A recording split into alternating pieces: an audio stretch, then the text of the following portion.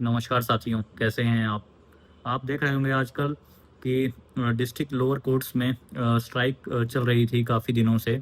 अब उस स्ट्राइक पे विराम लग गया है। तो मेन रीज़न जो था इस स्ट्राइक का बेसिकली ये था कि लेफ्टिनेंट गवर्नर ऑफ दिल्ली की तरफ से एक नोटिफिकेशन जारी किया गया था, जिसमें ये बोला गया था कि अब पुलिस वाले अपने पुलिस स्टेशन से ही किसी भी केस में एज एन विटनेस बन सकते हैं और वहीं से ही प्रेजेंट हो सकते हैं वीसी के माध्यम से, जिसे कि लॉयर कम्युनिटी ने काफ़ी अपोज किया, क्योंकि ये राइट टू इक्वलिटी और फेयर ट्रायल का वायोलेशन करता है कि अगर पुलिस स्टेशन से ही अगर सारी प्रोसीडिंग्स होने लगी और विटनेसेस का एग्जामिनेशन होने लगा और अक्यूज का एग्जामिनेशन होने लगा, तो ये अपने आप में एक फेयर ट्रायल के जो प्रिंसिपल्स हैं उनको वायलेट करेगी और right to equality, equality before law को वायलेट करेगी और फ्रीडम ऑफ एक्सप्रेशन को वायलेट करेगी। और जो हमारा इंडियन एविडेंस एक्ट जो बताता है सेक्शन 24 से लेके 30 की जो भी स्टेटमेंट दी जाती है वो विदाउट कोवर्जन होनी चाहिए, विदाउट थ्रेट होना चाहिए। और इस तरह से अगर स्टेटमेंट दी जाएंगी थाने में बैठ के, तो ये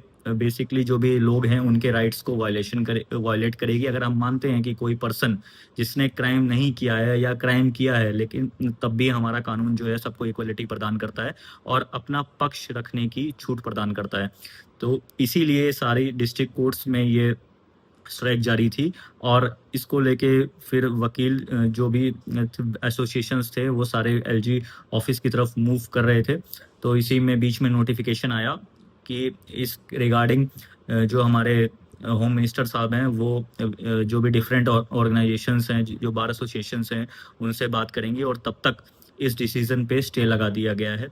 देखते हैं इसका क्या नतीजा रहता है, क्योंकि फेयर ट्रायल और इन्वेस्टिगेशन में लूप्स हमेशा जग जाहिर है और कैसे जो भी सबूत हैं उनके साथ छेड़खानी की जाती है, हल्की कंप्लेंट्स दायर की जाती हैं, एफआईआर कन्वर्ट की जाती हैं, फेयर इन्वेस्टिगेशन नहीं होती हैं, या अगर किसी स्तर पे होती भी हैं तब भी हर अक्यूज को अपना पक्ष रखने का अधिकार होता है। ये सब सामान्य जनता के लिए ही किया गया है, इसमें लॉयर्स का अपना कोई पर्सनल बेनिफिट नहीं है।